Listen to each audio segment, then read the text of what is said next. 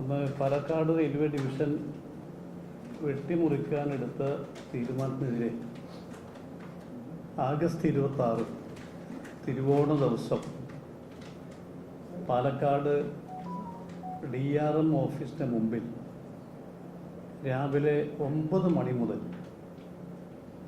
വൈകുന്നേരം 6 മണി വരെ MP-മാർ ഉപവാസ സമരം നടത്താൻ തീരുമാനിച്ചിരിക്കുകയാണ്. ഇന്നലെ രാത്രി ഓൺലൈനിൽ ചേർന്ന MP-മാരുടെ യോഗത്തിലാണ് ഈ തീരുമാനമുണ്ടായത്. അതിൻ്റെ വസ്തുതകൾ കുറേ ഇവിടെ ഈട്ടി പറയുമുണ്ടായി. ഇതിൻ്റെ അകത്ത് പാലക്കാട് റെയിൽവേ ഡിവിഷൻ്റെ പ്രസക്തി നഷ്ടപ്പെടുന്ന രീതിയിൽ പോയിക്കൊണ്ടിരിക്കുകയാണ്. നേരത്തെ തന്നെ തമിഴ്നാട്ടിൽ നിന്നുണ്ടായ അന്നത്തെ കേന്ദ്ര റെയിൽവേ സഹമന്ത്രി വേലു അന്ന് അദ്ദേഹത്തിൻ്റെ ഒരു താല്പര്യം മുൻനിർത്തിക്കൊണ്ട് സേലം കോയമ്പത്തൂരെല്ലാം വെട്ടിമുറിക്കുകയും സേലം ഡിവിഷൻ രൂപീകരിക്കുകയും അത് സദേൺ റെയിൽവേയുമായി ബന്ധപ്പെടുത്തിയുമുണ്ടായി. അതിനുശേഷം നടക്കുന്ന രണ്ടാമത്തെ ഒരു ക്രൂരതയാണ് നമ്മോട് ഇപ്പോൾ ഉണ്ടായിട്ടുള്ളത്. പാലക്കാട് റെയിൽവേ ഡിവിഷനെ സത്യം പറഞ്ഞാൽ അതിൻ്റെ 2 ചിറകുകളും വെട്ടി എറിയപ്പെട്ടിരിക്കുകയാണ്. അപ്പോൾ ഇതിൻ്റെ ഒരു പ്രസക്തി എന്താണെന്ന് ചോദിച്ചാൽ അത് കുറഞ്ഞു വരുമെന്ന് ഭയപ്പെടുന്ന ആളാണ് ഞാൻ. അപ്പം നേരത്തെ ET പറഞ്ഞു, നമ്മുടെ ഈ പാലക്കാട് റെയിൽവേ ഡിവിഷൻ്റെ വരുമാന സ്രോതസ് കൂടുതൽ മംഗലാപുരം പോർട്ടുമായി ബന്ധപ്പെട്ടാണ്. 16ഓളം ട്രെയിൻ നമുക്ക് അവിടുന്ന് ഒറിജിനേറ്റ് ചെയ്യാനും ടെർമിനേറ്റ് ചെയ്യാനും സാധിക്കുന്നുണ്ട്. 1000 കോടിയിൽ പരം നഷ്ടമാണ് നമുക്ക് വരിക. 1000 കൂടും. കണക്കനുസരിച്ച് ഉദ്യോഗസ്ഥന്മാർ പറയുന്നത് 1200 കോടിയോളം നഷ്ടം വരും നമുക്ക് മംഗലാപുരം റെയിൽവേ മേഖല നഷ്ടപ്പെട്ടാൽ നമുക്കുണ്ടാകുന്ന നഷ്ടമാണ് ചൂണ്ടിക്കാണിച്ചത്.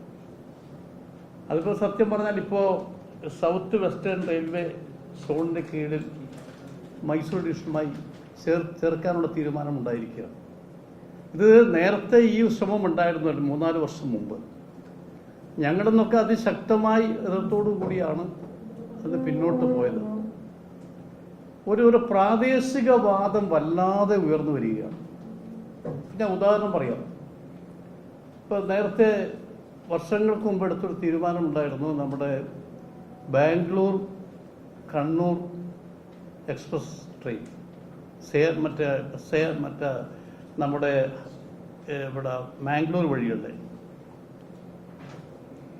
ഹാസൻ വഴിയില്ലേ, അത് നേരത്തെ ഞാൻ തന്നെ പേഴ്സണലായിട്ട് പോയി നേരത്തെ ഇവരെല്ലാം കണ്ട് ഹുബ്ലിയിൽ പോയി അവിടുത്തെ GM-നെ കണ്ടു, ചെന്നൈ GM-നെ കൊണ്ട് എല്ലാവരും സംബന്ധിച്ചോടുകൂടി ടൈം ടേബിൾ പോലും ഒരുക്കി റെഡിയായി, എക്സ്റ്റൻഷൻ തീരുമാനമായി.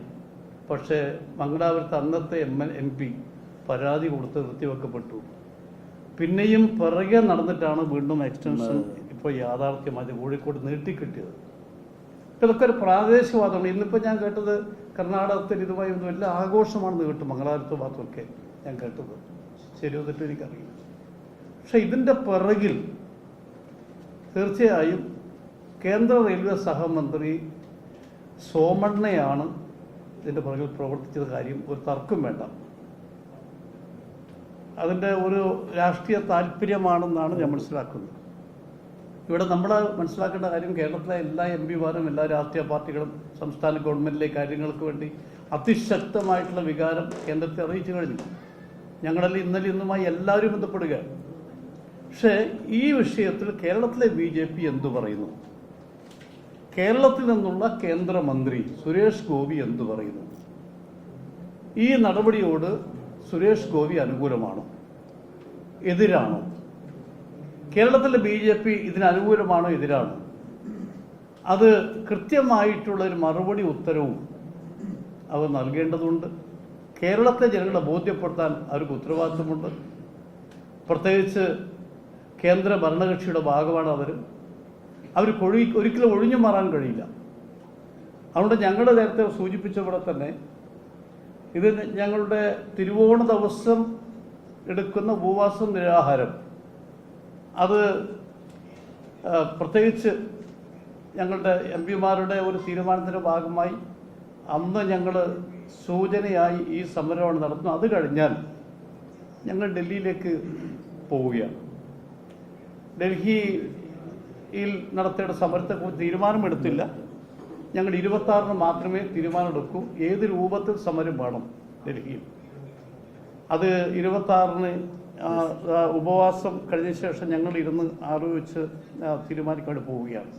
കാരണം ഇത് ഇവിടെ കൊണ്ട് അവസാനിക്കുന്നില്ല. അതുകൊണ്ടാണ് ഇതിൽ നിന്ന് കേന്ദ്ര ഗവൺമെൻറ് പിന്മാറിയേ പറ്റൂ, റെയിൽവേ ബോർഡ് പിന്മാറിയേ പറ്റൂ, ഒരു തർക്കം വേണ്ട.